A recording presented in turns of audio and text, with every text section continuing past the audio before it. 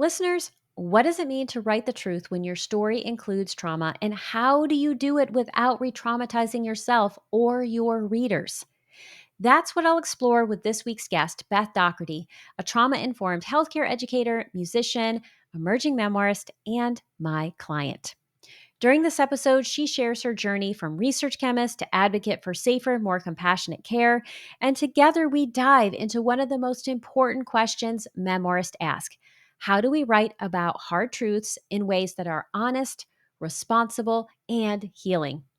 To help us do this, Beth opens up about her own trauma history, trusts me with a unique exercise, tells us about how storytelling became a tool for connection, and explores the care it takes to write bravely without burning out.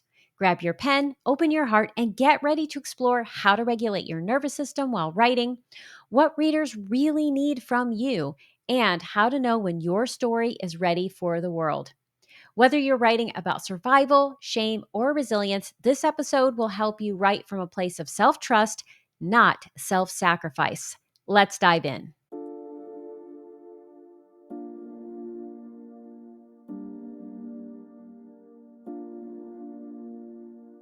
Welcome to Writing Your Resilience, a podcast for writers who want to create stories that change lives, especially their own. I'm your host, Lisa Cooper Ellison. As a writer and trauma-informed writing coach, I'm here to guide you on a transformative journey through the art of writing, self-discovery, and resilience. Each week, I'll share my best tricks, tips, and strategies to help you write more authentically, craft deeper, truer stories, and overcome the common storytelling roadblocks we all face. Together, we'll explore how to bounce back when life gets tough and stay connected to your inner calling. So grab your pen, your notebook, and an open heart. It's time to do the work that changes the world, one story at a time. Well, hello, Beth. It is so exciting to see you. And for listeners, I get to see Beth twice today because we had class. So, welcome to the Writing and Resilience podcast. Thank you so much for having me, Lisa. It's a true honor. I have such the highest respect for you. So I just really appreciate the opportunity to be here. I'm excited to have you on because you have a great question that I know listeners also have. So I'm excited for you to share that. But before you do that, can you tell us a little about yourself? So, who you are as a writer, anything else you want us to know, and then you can end with that question. Sure. Yeah. Thank you. So I started my career as a research chemist. I was trained in structure and precision and logic, but life, as we know, is not always predictable. And I have a trauma history, and our vulnerabilities come out in the strangest places, and mine came out in the healthcare setting. So I avoided care. Even routine appointments were really traumatic and overwhelming for me. And I eventually found out that I wasn't alone in that so many people avoid, so many survivors of trauma, especially sexual abuse, avoid and actually enter the space feeling unsafe, which is never good for anyone. And that led me, it was kind of a life changer, and it led me to becoming an educator and an advocate for trauma-informed healthcare, teaching healthcare providers how to understand how trauma shapes the body and the brain and behavior and also healing. And a couple of years ago, I began writing my first memoir. And music has always been a creative outlet for me. I've had it since the beginning of time. I think I was born with it, but I never considered myself as a writer. But writing really opened up something new in me. It was just another way to process my experiences and share them to others with care. And at the same time, I've always carried a little bit of a fear of traumatizing someone else. I know how powerful stories can be and how hurtful words can be as well. And for example, like my tolerance level might be more than someone else's. Maybe I'm ready to say something, but somebody's not ready to hear it. So I feel like that makes it complicated. So I guess my question is, as a trauma informed writing coach, how do you approach balancing the truth and truth telling with care for the reader? And how do we really write responsibly without silencing ourselves? That is such an important question. And I also just want to say that you are doing such incredible, important work in the world. And that's one of the things I love about getting a chance to work with you because we have different trauma histories, different ways that we've experienced the healthcare system. And I mean, I have the privilege of knowing your story, so I know these differences. And yet, what can be very similar for many people, whether that is someone has actually been harmed by the medical industry, or maybe you have a chronic illness, right? And so being in there again and again and again, there can be those kinds of traumas. It can show up in so many different ways. So I'm so glad that you are such a powerful advocate for people in this space. And your story is so powerful, and people are going to be able to get a taste of it soon. I'm so excited about this for you because you have a HuffPost article that's going to be coming out. We don't know exactly Yes, when yet, but I'm very excited about that. I am too. So let's dive into, what does it mean to write in a trauma informed way, right? And so when we're thinking about being trauma informed, we're thinking about, okay, how does trauma impact the nervous system and the setting? In this case, the setting is writing. And so when we're thinking about writing in a trauma informed way, the first thing we want to think about is ourselves, right? As writers, how do we write in a way that either keeps us in the window of tolerance? And I say this lightly because we all go outside the window of tolerance. Okay. I'm a writer too. There's plenty of times where you think something is, a 5, it's not that big of a deal. You start writing about it, it's a 20. Okay. And all of a sudden you're in the trauma. So we get outside of the window of tolerance, where the window of tolerance is the space where we can write about something and it may be slightly activating, but it doesn't feel out of control in terms of how our nervous system perceives it. Right. So we want to try to write within that window of tolerance at all times, knowing that we're going to come out of it. And when that happens and we get dysregulated, we do different things to regulate ourselves. So, what you first want to do is know, well, what is your window of tolerance? And as you said so astutely, sometimes trauma survivors have a really high window of tolerance. That means that you can go deep into the trauma and write about it in a visceral, graphic way. That's what I mean by that.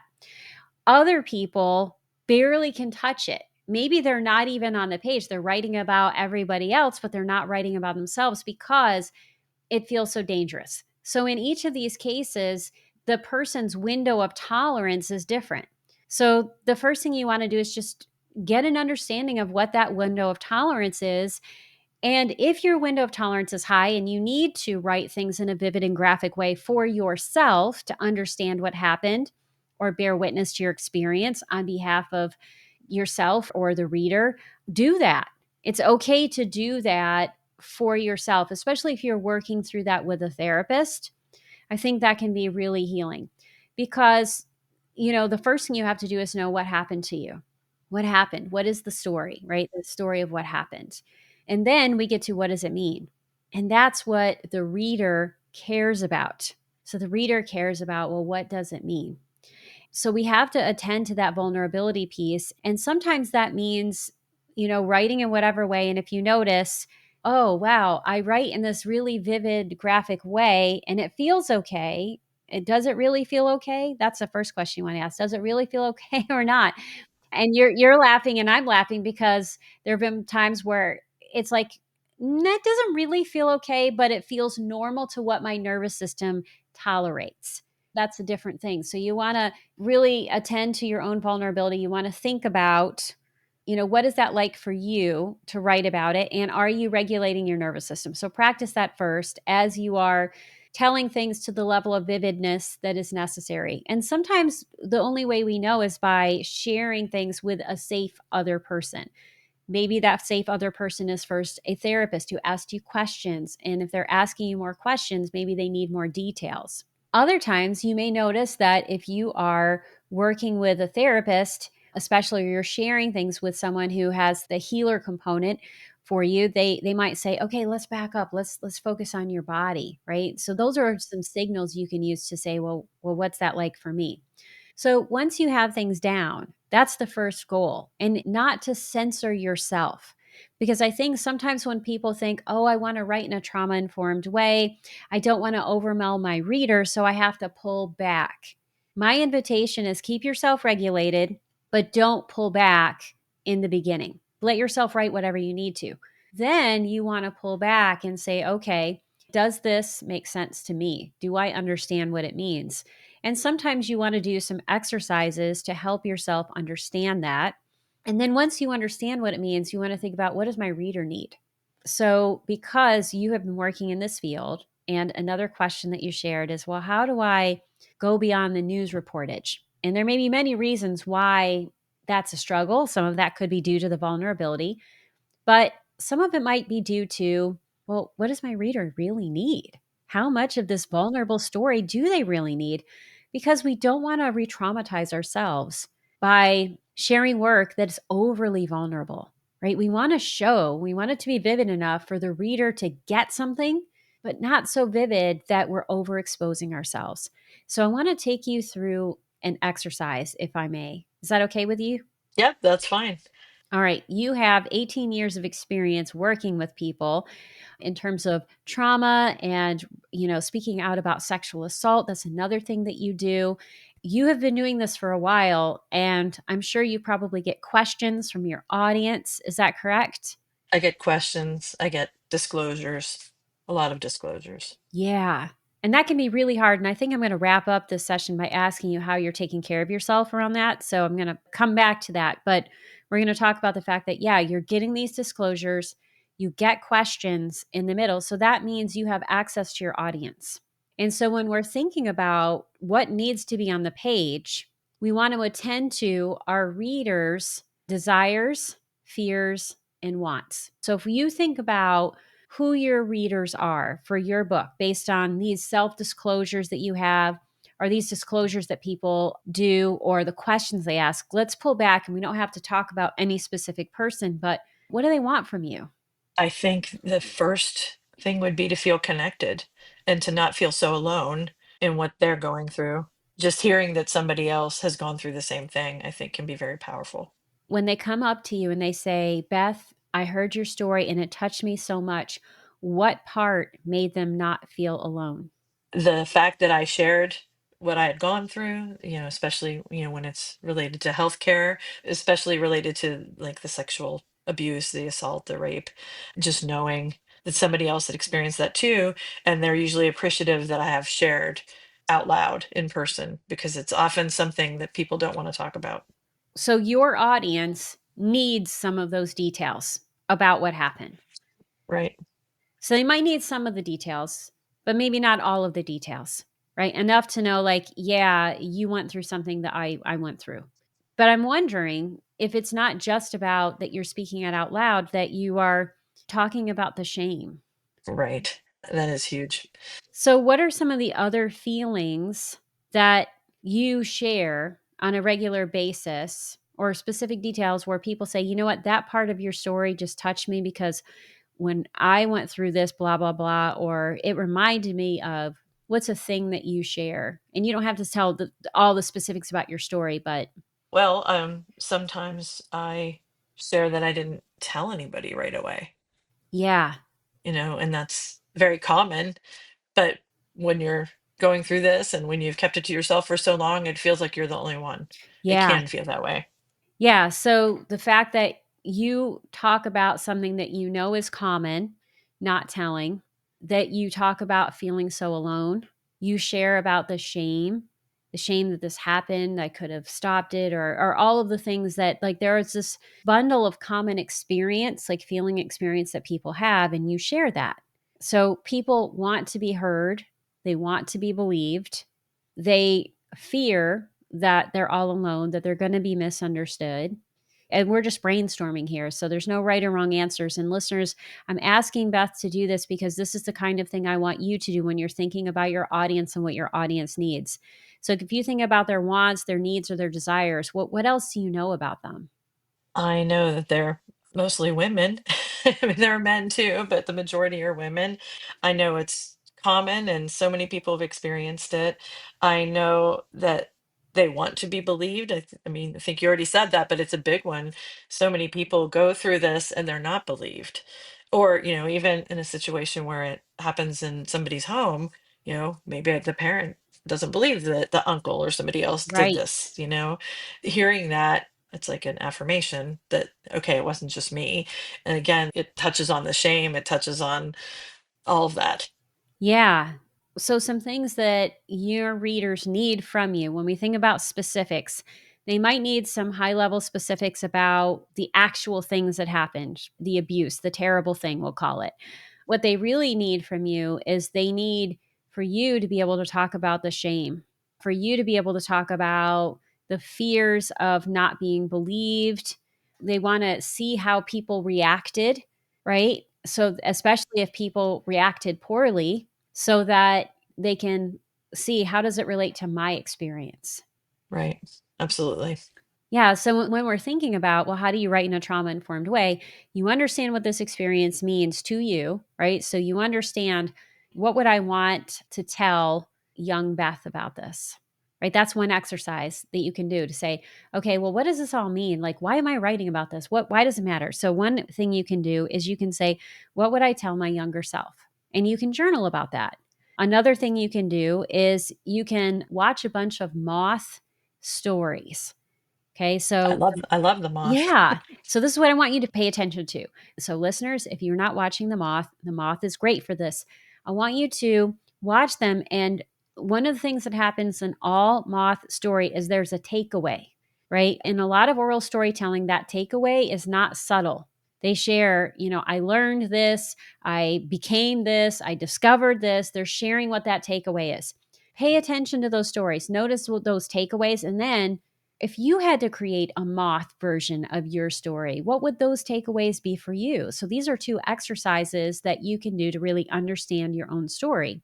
So once you understand that, then you're saying, I know the sense it makes to me. So what do I need to share with my reader? Okay, can I create a scene where I show myself feeling really shamed?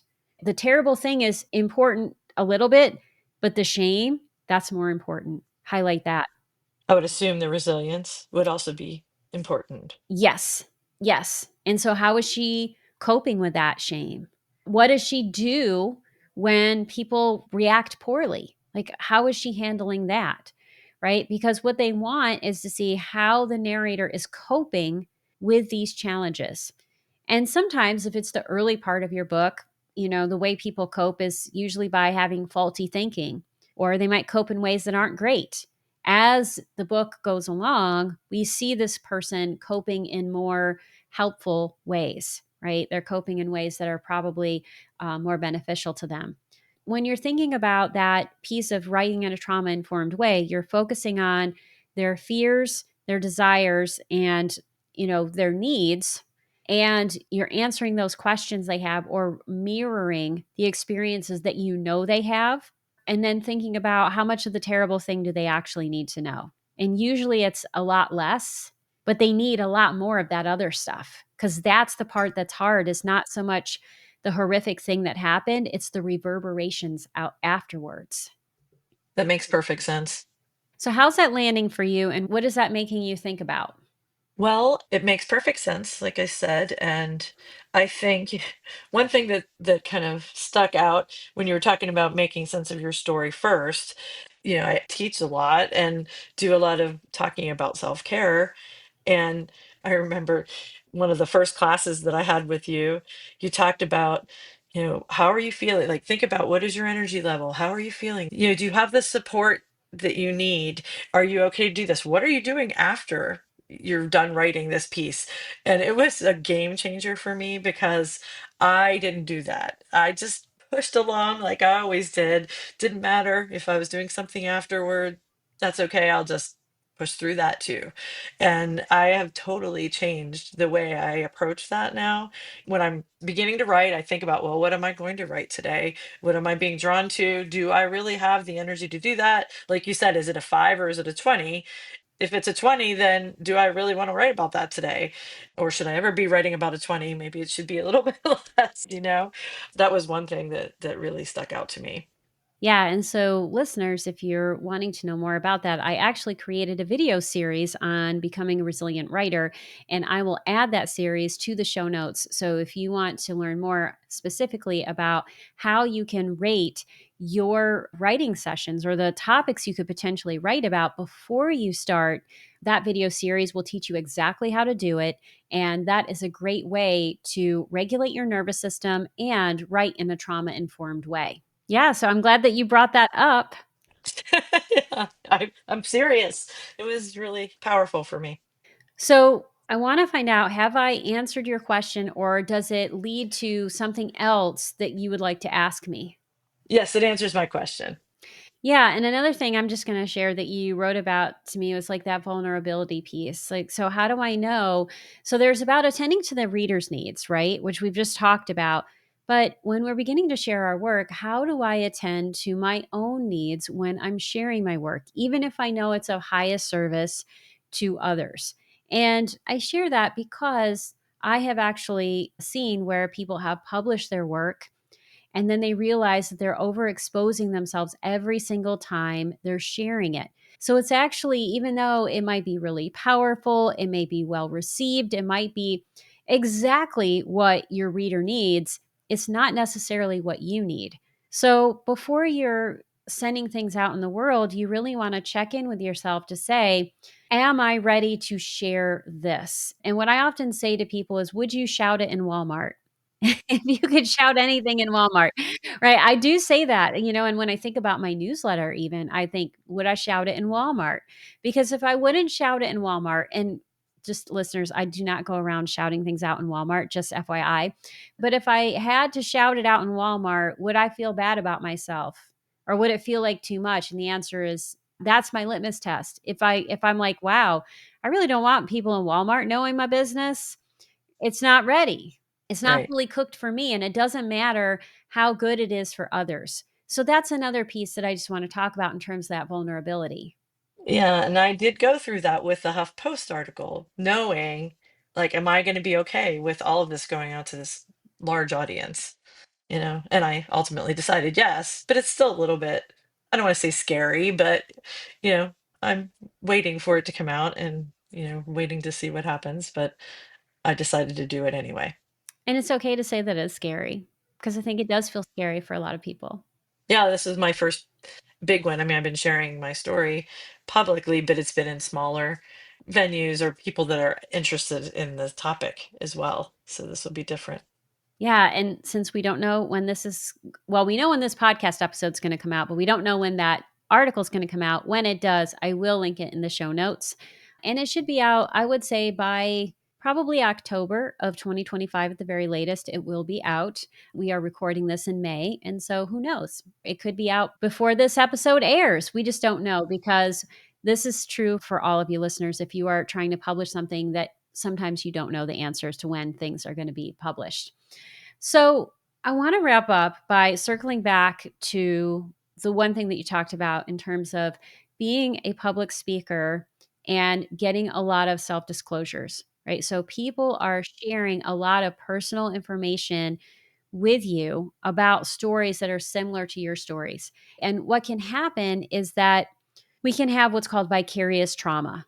So, vicarious trauma happens when you are listening to other people's stories. And often, I would imagine, and again, we're not going to share anything specific, but I would imagine that people have shared pretty graphic things with you. They have. Yes. Yeah. So, how are you caring for yourself in those situations where you're the speaker, you have to be on, and you're receiving all of this really intense material? Well, I try to be very aware of who my audience is beforehand. And even the room, I try to look at the room ahead of time just so I'm comfortable. And then afterwards, I make sure I have time. Like I'm not going right to something else. Like I have my husband, I usually call him, or, sometimes I'll have a friend and we'll meet and go out to lunch or something or whatever. But just so that I'm not alone. A lot of times I might have like band rehearsal that night so that I could just chill and have fun and sing and play. And it's just different ways that I don't take it in to the point where it's traumatizing to me. And I always give them references as well, resources so that they can get help if they need it. I'm not a therapist, so I wouldn't want them to start calling me about it, about their trauma. I love that. And so, what I love about it is that you have these ways of discharging the energy, right? So, yes, when you're in a situation where people are telling you their story, there's a lot of energy, but you're discharging it through having fun, your band, you go out to lunch. You also understand the space, right? So, you're thinking about it ahead of time, like, who am I going to be engaging with? What does the space look like? How can I take care of myself afterwards? And I think this is really important for all writers to hear. Yes, you may have gone through something and now you know something that's really important that you'd like to share. And even if you are an expert, it doesn't mean that it is your job to take care of everyone, right? So just because someone comes and they tell you their story, it does not mean that you now are in a contract where you have to care for that story and take care of them and fix their problem. You don't. And what I love is you have resources. So when someone shares their story, you can let go of it because you have given them what they need to take care of themselves. Yeah, beautiful. Oh, thank you. Well, if people want to connect with you, learn more about you, and most importantly, be prepared for that HuffPost essay, which is awesome, that is going to be coming out soon, what are those ways that people can connect with you? Well, I have a Facebook account and a LinkedIn, and I also have a new website, the Trust Project PA.com, that will be up and running definitely before this airs. Yes. So Beth's website, her social media handles will be in the show notes. So you will be able to connect with them. And I highly encourage you to connect with Beth, especially if you have been harmed by the healthcare system and you want to know more about what it means to engage in trauma informed care, because Beth is an expert and she is advocating for that. And the more we all know, the better we can all do when it comes to that. Thank you so much, Lisa. Well, thank you so much for being on the show today. It has been an absolute pleasure. Thanks so much for listening. If you'd like to learn more about Beth and most importantly, connect with her, please see the show notes for this episode. But before you go, I would love it if you would text the show if you're on Apple Podcasts or Spotify, or leave a comment on YouTube with the answer to the following question. If you're working on a book, who's your audience and how are you connecting with them right now? I would love to hear what strategies you're putting in place, and I would love any feedback you have on this subject. And speaking of your thoughts on this podcast, I would love to give a quick shout out to Michael Nortness and Hannah Sward, author of Strip, a memoir, who was also a guest on the show, for your fantastic comments on my episode with Dr. Risa Reiger. Thank you so much for listening. And listeners, if you haven't had a chance to connect with the show, I would love to hear from you too. Until next time, remember that your story matters, and as you work on it, you change lives, especially your own. That's it for today's episode. Thank you so much for tuning in. I truly couldn't do this podcast without your support. If you love this episode, here are 3 simple ways you can keep this show thriving. 1, subscribe or follow Writing Your Resilience on Apple Podcasts, Spotify, or YouTube so you never miss an episode. 2, leave a 5-star review to help others discover the podcast. 3, join my engaged writing community by signing up for the Writing Your Resilience newsletter. As a thank you, you'll receive a free copy of Write More, Fret Less, a toolkit for gaslight proofing your writing practice. Have feedback for the show, a topic you'd love me to cover, or questions you'd like me to answer? Drop a comment on YouTube, text the show, or email me at writingyourresiliencepodcast@gmail.com. Until next time, keep writing, keep growing, and keep showing up for yourself. Your story matters, and I am so proud to be writing alongside you.